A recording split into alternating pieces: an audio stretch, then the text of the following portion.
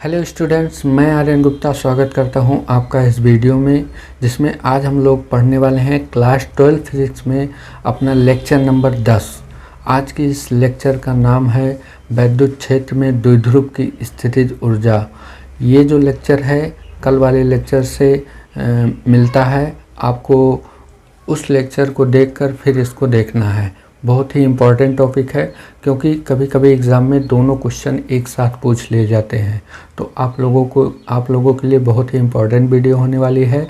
और इस वीडियो को देखने के बाद अगर आप लोग इसका पीडीएफ चाहते हैं तो पीडीएफ आपको हमारे टेलीग्राम चैनल पर मिलेगा, जिसका लिंक मैं नीचे आपको वीडियो के डिस्क्रिप्शन बॉक्स में दे दूंगा। आप वहां से जाके चैनल को ज्वाइन कर लीजिएगा, वहां से आपको पीडीएफ मिल जाएगा। बच्चों, वीडियो पसंद आए तो वीडियो को लाइक कीजिएगा और कमेंट करना ना भूलिएगा। और अगर आप हमारे चैनल पर नए हैं तो चैनल को सब्सक्राइब भी कीजिएगा। ऐसे ही शानदार कॉन्सेप्ट के साथ पढ़ाई के लिए चैनल को ज़रूर सब्सक्राइब करना। और अब हम ले चलते हैं आपको अपने स्टडी टेबल पर और शुरू करते हैं अपनी क्लास। आप लोग अपनी कॉपी पेन निकाल लीजिए और हमारे साथ पढ़ना शुरू कीजिए। प्यारे बच्चों, आगे हम अपने स्टडी टेबल पर और आज की इस क्लास में हम लोग पढ़ेंगे विद्युत क्षेत्र में द्विध्रुव की स्थितिज ऊर्जा, potential energy of dipole in an electric field. बच्चों, ये जो टॉपिक है कल हमने जो डेरिवेशन किया था लास्ट क्लास में, एक समान वैद्युत क्षेत्र में वैद्युत द्विध्रुव को घुमाने में किया गया कार्य, चूँकि किया गया कार्य ही द्विध्रुव में स्थितिज ऊर्जा के रूप में संचित होता है, इसलिए उसी के आगे का डेरिवेशन है ये। कभी कभी ये वाला टॉपिक और कल जो हमने लेक्चर पढ़ा था वो दोनों टॉपिक का क्वेश्चन एक ही में करके दे देता है, तो आप लोगों को उसी के बाद इसको कर देना है। ठीक है, इस टॉपिक का फिगर वही रहेगा जो कल हमने बनाया था। ठीक है, उसको मैं अभी आपको समझा देता हूँ। ठीक है, तो चलिए स्टार्ट करते हैं आज का अपना लेक्चर। आप लोग कॉपी पेन निकाल लीजिए और हमारे साथ पढ़ना शुरू कीजिए।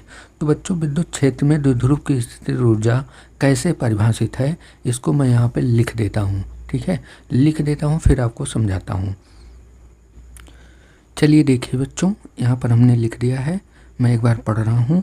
एक समान वैद्युत क्षेत्र में द्विध्रुव की स्थितिज ऊर्जा द्विध्रुव को वैद्युत क्षेत्र की लंबवत दिशा से वर्तमान स्थिति थीटा तक घुमाने में किए गए बाह्य कार्य के बराबर होती है।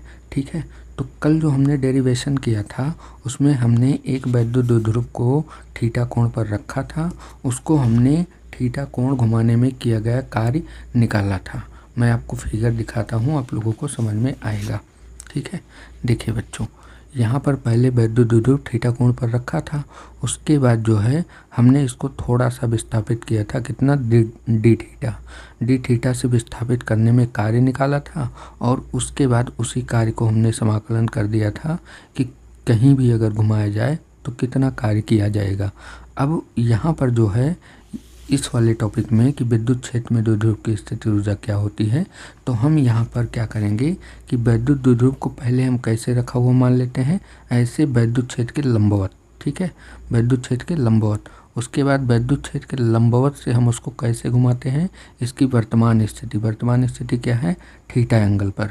यहाँ तक घुमाने में जो कार्य किया जाएगा वही कार्य वैद्युत द्विध्रुव में स्थितिज ऊर्जा के रूप में संचित हो जाता है।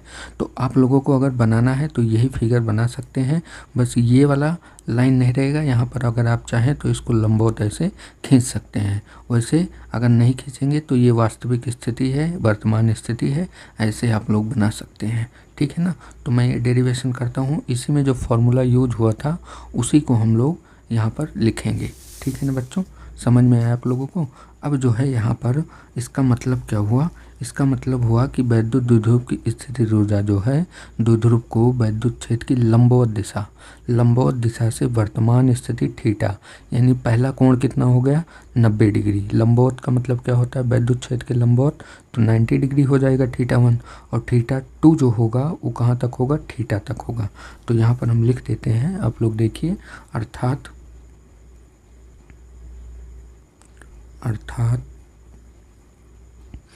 थीटा 1 बराबर जो है कितना रखना है, 90 डिग्री, और थीटा 2 बराबर जो रखना है वो उसकी वर्तमान स्थिति थीटा रखना है। तो हमने कल जो फॉर्मूला पढ़ा था W का, तो W बराबर क्या था, W बराबर P E cos theta 1 minus cos theta 2, यहीं पर दोनों वैल्यू रख देना है। तो W बराबर हो जाएगा पी ई कॉस थीटा 1 की जगह हम लोग क्या रखेंगे 90 डिग्री, तो यहाँ कॉस 90 हो जाएगा माइनस कॉस थीटा 2 की जगह क्या हो जाएगा थीटा हो जाएगा। ठीक है, अब W बराबर जब निकालेंगे तो पी ई कॉस 90 की वैल्यू कितना होती है 0 और माइनस कॉस थीटा ऐसे लिख लेंगे। ठीक है, यहाँ से इसको देखिए सॉल्व करेंगे तो W बराबर क्या आएगा, ये इसमें से घटेगा माइनस कॉस थीटा हो जाएगा, इसका मल्टीप्लाई जब होगा तो ये हो जाएगा P E cos theta minus P E cos theta. ठीक है ना बच्चों, यही क्या है कार्य है, किस कौन सा कार्य है, वैद्युत द्विध्रुव को लंबवत दिशा से वर्तमान स्थिति में लाने का कार्य है ये। ठीक है, अब हम यहाँ पर लिखेंगे चूँकि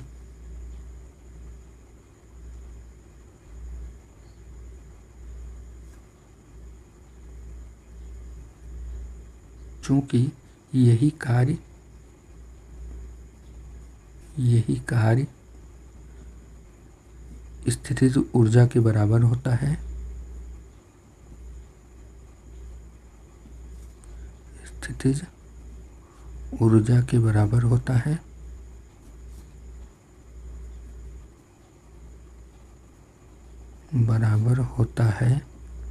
अतः यहाँ पर लिखेंगे अतः W किसके बराबर U के बराबर, या स्थितिज ऊर्जा निकालना है तो U जो होगा वो बराबर हो जाएगा W के।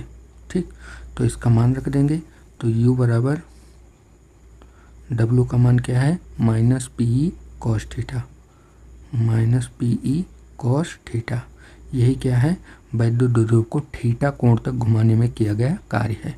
यहाँ पर लिख देंगे यही द्विध्रुव को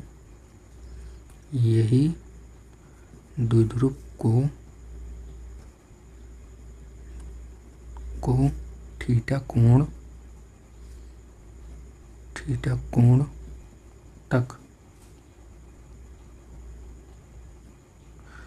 कोण तक सॉरी बच्चों, यहाँ पर थीटा कोण तक नहीं होगा, यहाँ पर हो जाएगा यही द्विध्रुव की लिख दीजिए, यहाँ थीटा कोण पर स्थितिज ऊर्जा है, स्थितिज ऊर्जा है।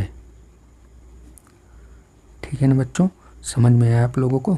ठीक है, या इसको हम लिख सकते हैं कि अतः लिख सकते हैं इसको हम कि यू थीटा, ठीक है, क्योंकि ये क्या है थीटा कोण पर स्थितिज ऊर्जा है, तो इसी फार्मूले को हम लोग लिख सकते हैं कि यू थीटा बराबर में minus P E cos theta. अब यहाँ पर हम थीटा का मान बदल कर अलग अलग कोण पर स्थितिज ऊर्जा निकाल सकते हैं वैद्युत द्विध्रुव की। ठीक है ना बच्चों, ये आपका मेन फार्मूला है स्थितिज ऊर्जा की, वैद्युत द्विध्रुव की स्थितिज ऊर्जा का मेन फार्मूला है। इसमें थीटा का मान हम लोग अलग अलग रखकर अलग अलग कोण पर वैद्युत द्विध्रुव की स्थितिज ऊर्जा निकाल सकते हैं। ठीक है, तो आइए कुछ कंडीशन है उसको देख लेते हैं और उसके बाद जो है हम इस क्लास को यहीं पर ख़त्म कर देंगे। ठीक है, बहुत छोटी क्लास है बच्चों, बस केवल आपको 2-3 कंडीशन पढ़ना है। मैं यहाँ पर पहली कंडीशन आपको बताता हूँ। चलिए देखिए बच्चों, यहाँ पर पहली कंडीशन हम लोग देखते हैं। पहली कंडीशन में हम लोग ले लेते हैं कि यदि थीटा बराबर 0, ठीक है, थीटा बराबर 0 का मतलब क्या हुआ कि वैद्युत द्विध्रुव जो है क्षेत्र की दिशा में है, यहाँ पर लिख लेंगे, अर्थात द्विध्रुव क्षेत्र की दिशा में है, क्षेत्र की दिशा में है, द्विध्रुव जो है वो क्षेत्र की दिशा में है। ठीक, यहाँ पर है लिख दीजिए आप लोग, क्षेत्र की दिशा में है। तो यहाँ पर यू थीटा कितना होगा, थीटा की जगह हम लोग क्या रखेंगे 0। तो पहले फार्मूला लिख लेते हैं, यू थीटा बराबर है minus P E cos theta. अब थीटा की जगह हम लोग 0 रखेंगे, तो यू 0 बराबर में माइनस पी ई कॉस 0, और कॉस 0 की वैल्यू क्या होती है, 1 होती है। तो यू 0 जो बचेगा आपका माइनस पी ई बचेगा। ठीक है, क्योंकि कॉस 0 क्या होता है, यहाँ लिख लीजिए, कॉस 0 1 होता है। ठीक है, तो यहाँ पर क्या आ जाएगा, यू 0 डिग्री जो है आपका कितना आएगा, पी ई, मतलब 0 जब वैद्युत द्विध्रुव जो है वैद्युत क्षेत्र की दिशा में होगा तभी तो कोण 0 बनेगा। तो जब द्विध्रुव वैद्युत क्षेत्र की दिशा में होगा तो उस समय स्थितिज ऊर्जा कितना हो जाएगी, माइनस पी ई के बराबर होगी। ठीक है, ये जो है क्या है, वैद्युत द्विध्रुव की न्यूनतम स्थितिज ऊर्जा है। यहाँ पर लिख लेंगे, इस स्थिति में यहाँ पर लिखेंगे, इस स्थिति में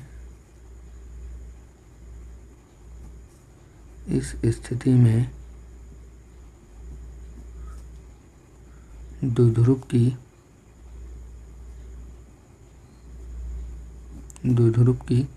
स्थितिज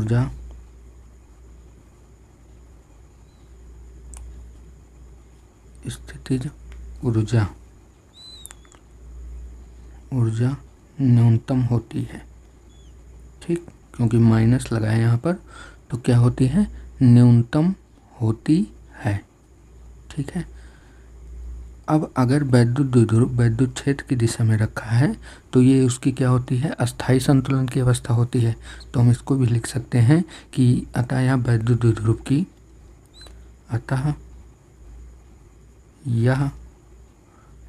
की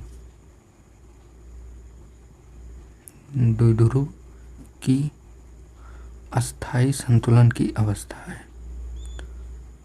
अस्थायी संतुलन की अवस्था है।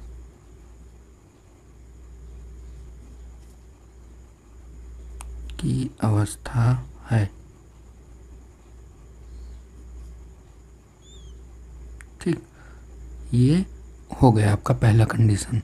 अब चलिए देखते हैं केस नंबर 2।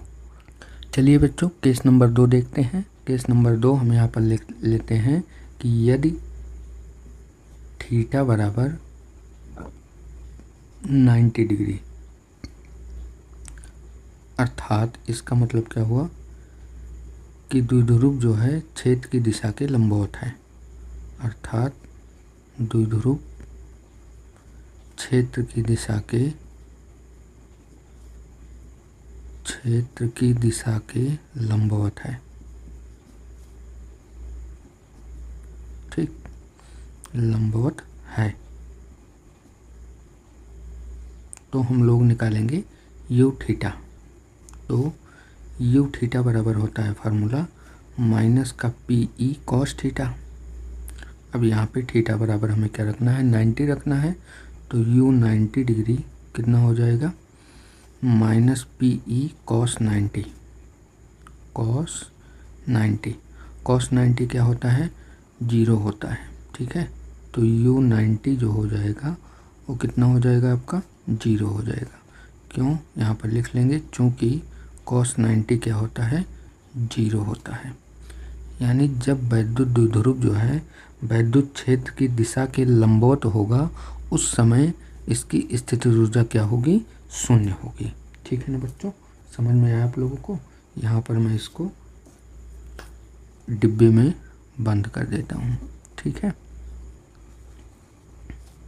ये यहाँ पर लिखेंगे। तो इस समय वैद्युत द्विध्रुव की स्थितिज ऊर्जा क्या है, 0 है यहाँ पर। तो इसको लिखेंगे हम लोग कि इस दशा में द्विध्रुव की स्थितिज ऊर्जा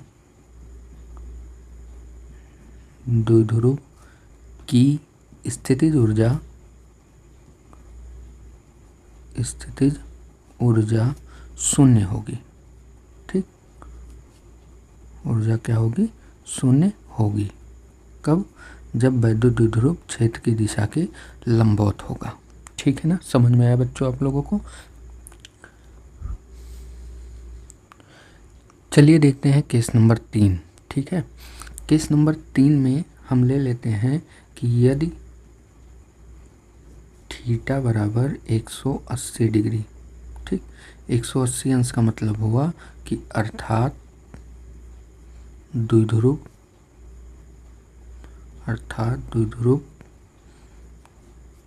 क्षेत्र की विपरीत दिशा में है,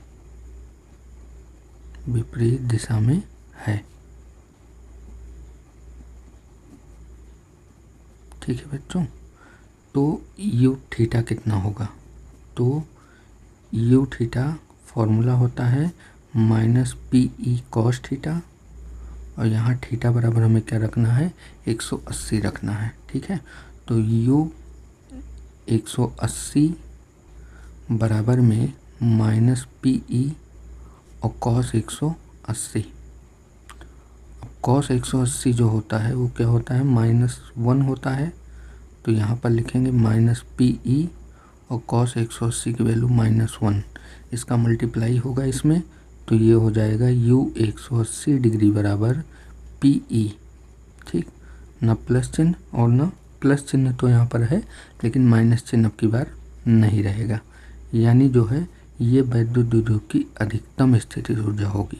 ठीक है, क्योंकि अभी जब माइनस आया था तो न्यूनतम स्थितिज ऊर्जा थी, यहाँ पर ये क्या है? अधिकतम स्थितिज ऊर्जा है। तो यहाँ पर हम लोग लिख लेंगे इस स्थिति में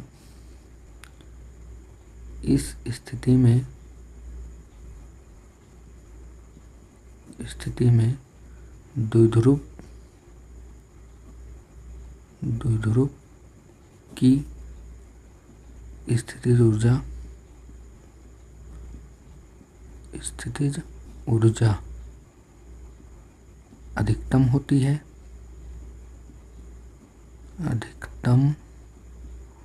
मैक्सिमम होती है। अतः द्विध्रुव अस्थायी संतुलन में होता है। द्विध्रुव अस्थायी संतुलन में होता है।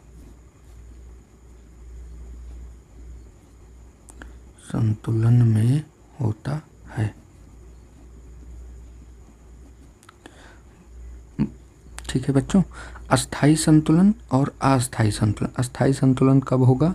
जब थीटा बराबर 0 होगा, और अस्थायी संतुलन कब होगा? जब थीटा बराबर 180 होगा।